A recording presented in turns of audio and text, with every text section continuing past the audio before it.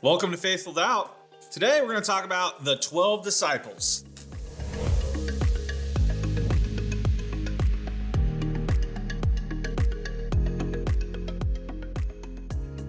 Hey guys, before we get into today's episode, just want to remind you to please like, follow, and subscribe to all of our socials. Here's the handles. They're going to be at the bottom of the screen there for you. Faithful Doubt on Facebook, TikTok, and YouTube. Instagram's just a little different. Faithful_doubt on Instagram. And if you have a topic or a question that you really want to see in an episode and really make my life hard and try to figure out what you're asking and answer to what you're asking, please submit that to faithfuldoubtcg@gmail.com. Love to hear what you have to say and what your questions are. So, 12 disciples. If you never heard of them, that's okay. Took me forever to memorize all 12 of them. So here's the 12 disciples. We have Simon, who's also known as Peter, his brother Andrew. We have James and John, the sons of thunder, the sons of Zebedee, also brothers, if you didn't catch that. We also have James the Lesser, another James, and Thaddeus. So that's 6 so far. Simon, Peter, Andrew, brothers, James, John, sons of Zebedee, James the Lesser, and Thaddeus. And then the other 6 we have Thomas, who's also known as Doubting Thomas. And we have Bartholomew, who is sometimes referred to as Nathaniel. And then we have Philip. We have another Simon, Simon the Zealot. And then Matthew, the tax collector. And of course, Judas. So those are the 12 disciples. Who were they? Right? What was their life like? And if you want to know a little more about the disciples, I really encourage you to check out a TV series called The Chosen. It's free on so many platforms. They have an app for your phone where you can actually watch the show for free. Now, most Christian shows are cheesy and poorly made and poor quality. This show is not. I promise you.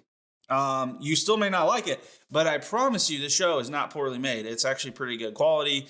They've raised a lot of money through donations to support this show. I think they have something like 4 million views last time I checked worldwide. And season 3 is dropping soon, like this month or next month.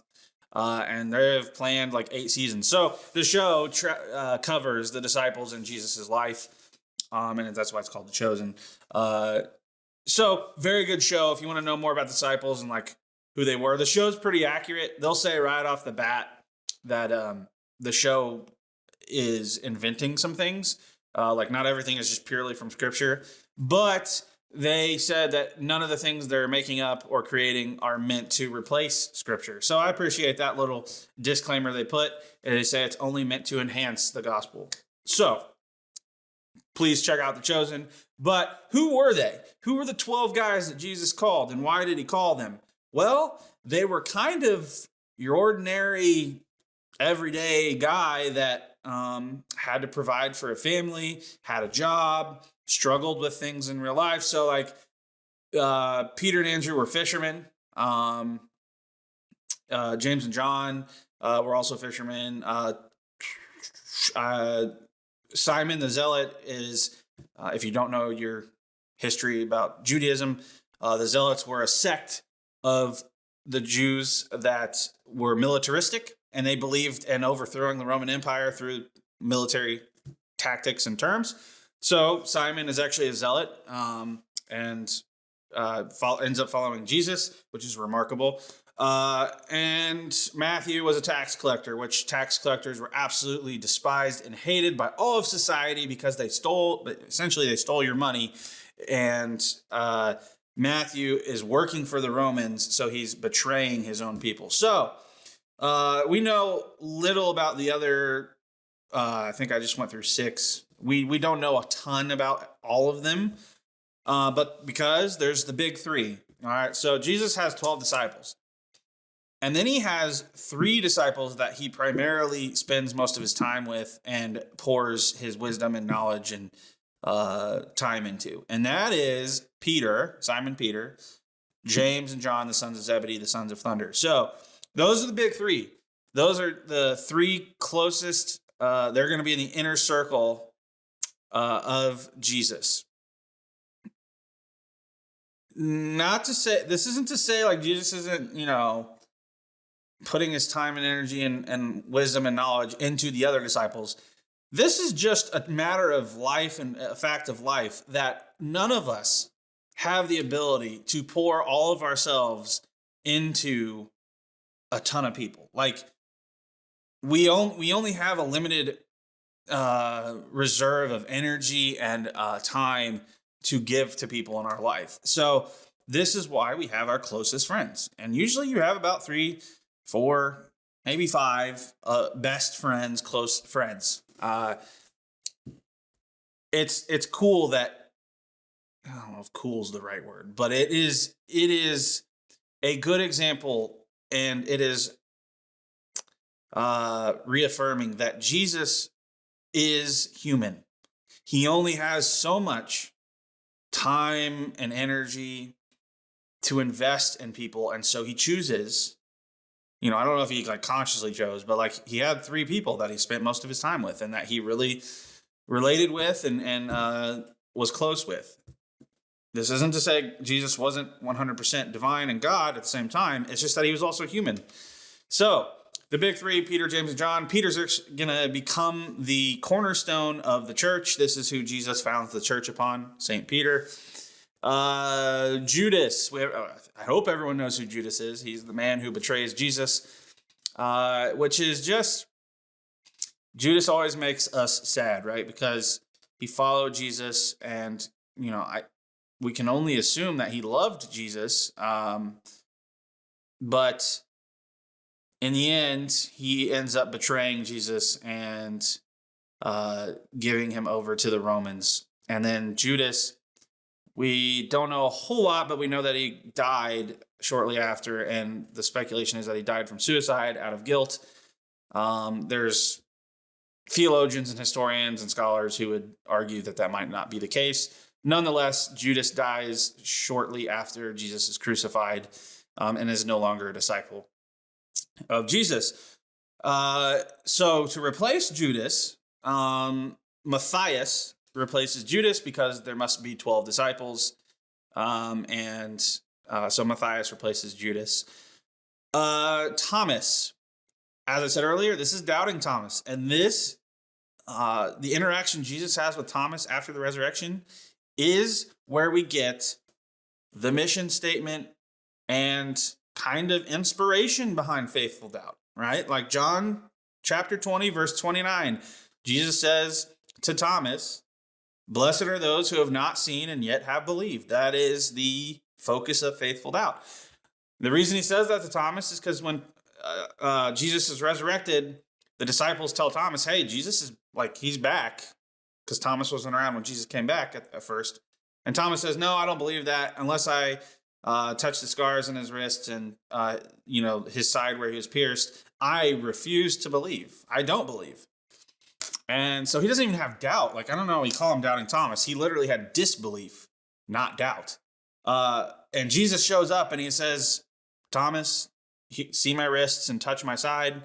And Thomas, he takes one look and falls to his knees and proclaims him Lord, and immediately says, "Forgive me for not believing, help my unbelief."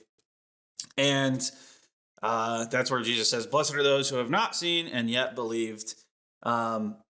So doubting Thomas, or, Thomas, important disciple because of his interaction after the resurrection. Now, I like to always point this out. If you aren't a Christian, you might be very skeptical of Christianity.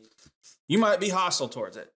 And that's okay. I have no problem with that. And if we were to have a conversation about the validity or the historicity or the truth of Christianity and how we can know, if it's real or true, I would begin, I think the most crucial point is the resurrection. If the resurrection didn't happen, then Christianity falls apart. If Jesus didn't rise from the dead, then he's not God. And if he didn't rise from the dead, then we don't have hope for being restored with God. If he didn't rise from the dead, then he isn't who he says he was, and he's either a liar or a lunatic. This is the 3L argument. He's either a liar, Lord, or lunatic. If Jesus was a liar, we should never trust anything he's ever said. If he was a lunatic, you should never believe anything he ever says, and you should run away from that person. But if he really is who he says he was, and he's Lord, how much does that change our life? And again, the resurrection is the most important thing. And one way I think we can know the resurrection really happened is when Jesus dies on the cross. And there's not a historian or scholar that would say Jesus wasn't a person and didn't exist. But when he dies on the cross, the disciples have no clue what is like. They thought he was going to be a mighty warrior king that would defeat the Romans. And here is their God being humiliated and murdered on a cross. This is the most humiliating way for someone to die in the Roman Empire. This is what they did to their enemies to intimidate and humiliate their enemies. And Jesus is he's being crucified on the cross. The disciples would have had to think, we can't believe this has happened to our Messiah. And so there would probably have been some doubt when he was dead for 3 days. Now, would the disciples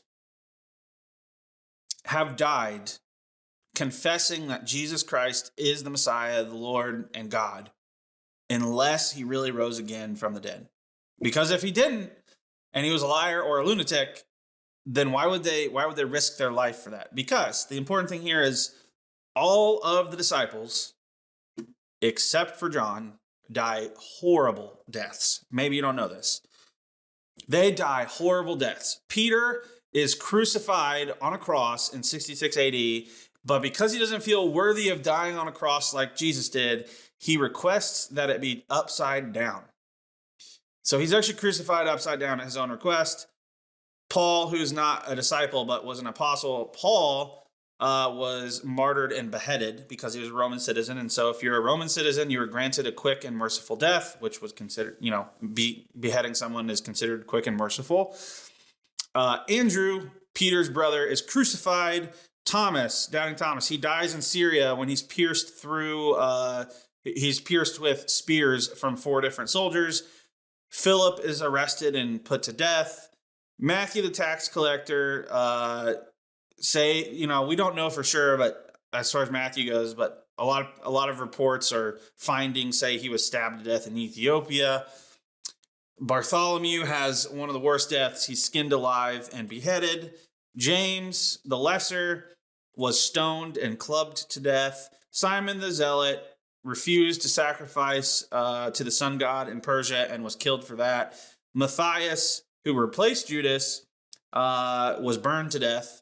And John, the disciple, the brother of James, who wrote the Gospel of John and Revelation, is the only disciple that we believe or know of that died from old age. Knowing that they all died, other than John, died horrible deaths, why would they suffer that kind of death if all they had to do was reject or deny or renounce their faith in Jesus Christ? If they didn't believe that Jesus really rose from the dead and was really Lord, they would not have persisted in spreading the good news and presenting the gospel. They all spread out and went to different parts of Asia Minor and Africa, and they're spreading the gospel. They're spreading the good news about Jesus Christ, and they're killed for that.